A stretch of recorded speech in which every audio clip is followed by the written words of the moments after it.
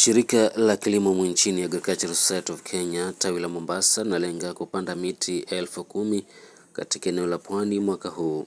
Haya yamebainishwa na mwenyekiti wa Mombasa International Show Henry Nyaga wakati alipoongoza zoezi la upanzi wa miti zaidi ya 1500 katika shule ya Ngombeni katika gatuzi la Kilifi.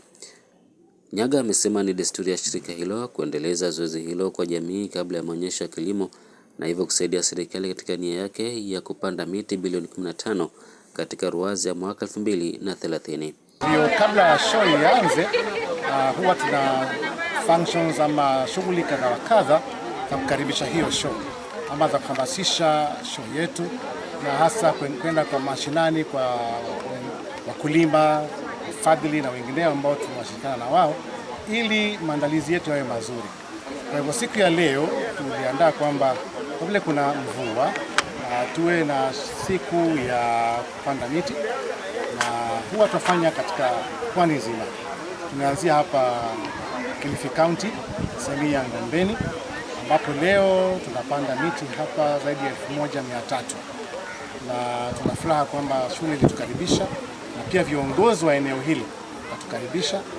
Leo tuko hapa kupanda na zoezi hilo linaendelea kwa sasa.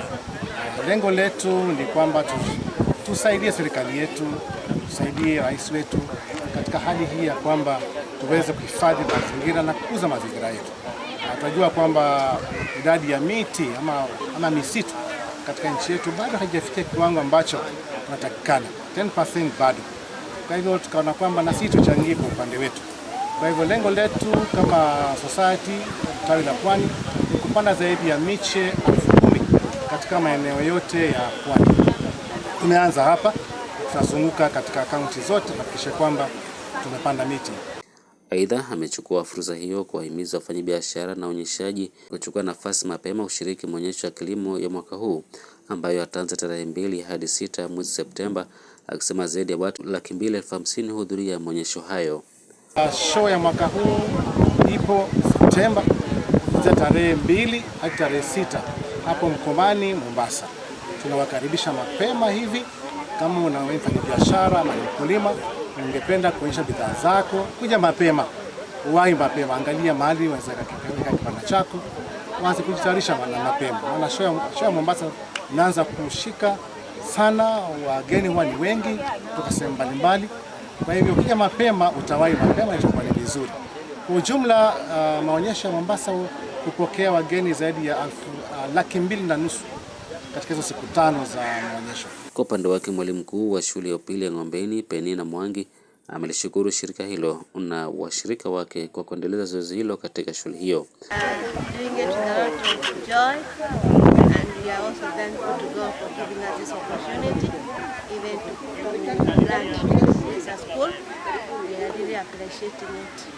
And even we want to appreciate our visitors who have come, and even to recognize the support being given to us by the Agricultural Society of Kenya and other stakeholders like the Kenya Forest Research Institute, the Kenya Forest itself, the Aga Foundation, and the Mombasa Cement.